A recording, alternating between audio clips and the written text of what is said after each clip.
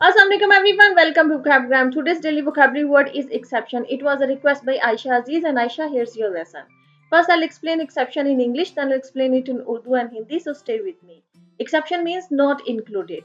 If you call a thing or a person exception, it means that thing or that person is not included in whatever you are saying or in that general statement.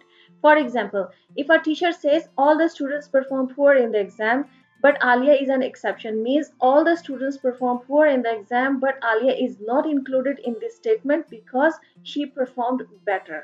Exception का मतलब होता है not included. कोई चीज या कोई इंसान जो भी आप बात कर रहे हैं वो उस बात में शामिल नहीं है या वो चीज उस बात में शामिल नहीं है, तो उसके लिए हम ये एक्सेप्शन जो वर्ड है इसको यूज करेंगे। हम क्लासरूम की एग्जांपल लेते हैं।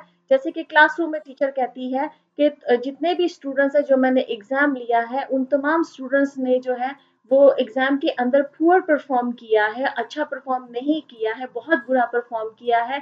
But Alia is an exception, means कि ये जो मैंने स्टेटमेंट दिए ना अभी के तमाम स्टूडेंट्स ने बुरा परफॉर्म किया है, इस स्टेटमेंट में आलिया इंक्लूडेड नहीं है क्योंकि आलिया वो वाहिद लड़की है या वो वाहिद स्टूडेंट है जिसने के बेटर परफॉर्म किया है, अच्छा परफॉर्म किया है या वेल परफॉर्म किया है। ठीक है, तो जो जब भी एक्सेप्शन का वर्ड यूज किया जाता है तो इसका मतलब यही होता है कि जो पहले स्टेटमेंट कही गई है ना, एक्सेप्शन के बाद जिस बात का जिक्र हो रहा है या जिस इंसान का जिस चीज का जिक्र हो रहा है वो उस स्टेटमेंट में इंक्लूडेड नहीं है।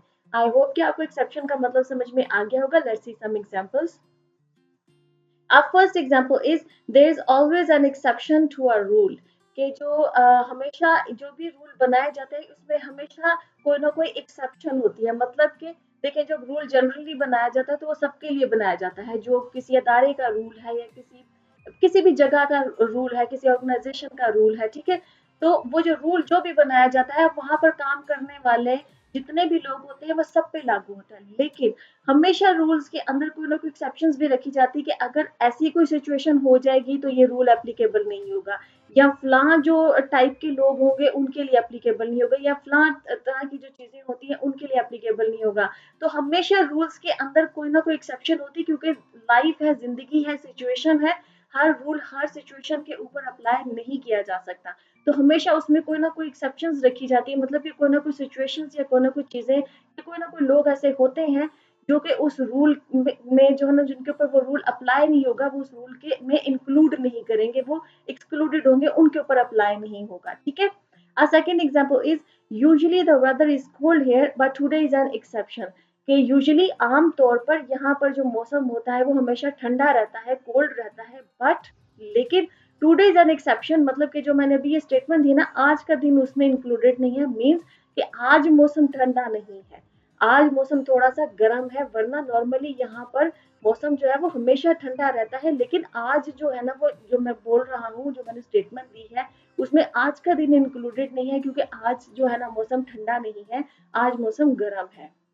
Our third example is this law applies to everyone without any exception, मतलब कि जो ये लॉ बनाया गया है, ये कानून बनाया गया है, ये सब पर अप्लाई होगा विदाउट एनी एक्सेप्शन।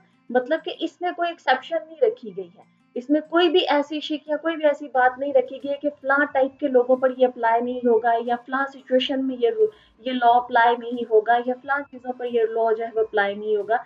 ऐसी इसके अंदर कोई भी चीज नहीं रखी, मतलब कि सब पर ही अप्लाई होगा, सब इसके अंदर इंक्लूडेड है क्योंकि विदाउट एक्सेप्शन कह दिया है।